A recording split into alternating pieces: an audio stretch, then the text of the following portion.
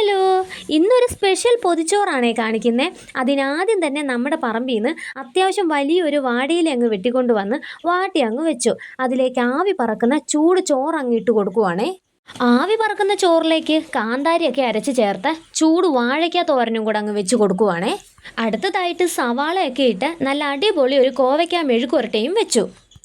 പിന്നെ മറ്റൊരു കൊച്ചു വാഴയിലയിൽ 2-3 കഷ്ണം ഉലുവ ഉണക്കമീനും വെച്ച് കൊടുത്തേ. പച്ചമീൻ കിട്ടിയില്ല കേട്ടോ, അതുകൊണ്ട് ഉണക്കമീൻ വെച്ച് അഡ്ജസ്റ്റ് ചെയ്തു എന്നൊന്നും പറയാൻ പറ്റില്ല. ഉണക്കമീൻ നല്ലൊരു കോമ്പിനേഷനാണ്, അതുകൊണ്ട് സാരമില്ല. പിന്നെ പൊതിച്ചോറിലെ മെയിൻ ഐറ്റമായ തേങ്ങാ ചമ്മന്തിയും ഇഞ്ചിയും കാന്താരിയും ഒക്കെ ഇട്ട് അരച്ചെടുത്ത ഒരു അടിപൊളി തേങ്ങാ ചമ്മന്തിയും വെച്ചിട്ടുണ്ടേ.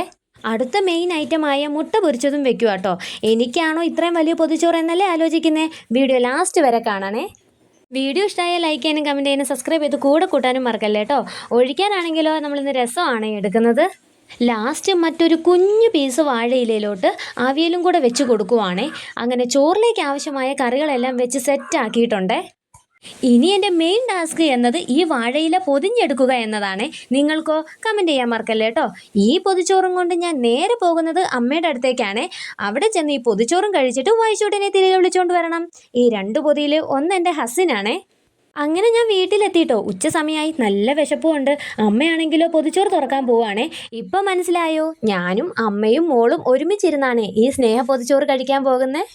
എത്രയോ തവണ അമ്മമാർ നമുക്ക് പൊതിച്ചോറ് തന്നു വിട്ടേക്കുന്നു. ഇനി നമ്മുടെ ഉഴവാണെന്നേ.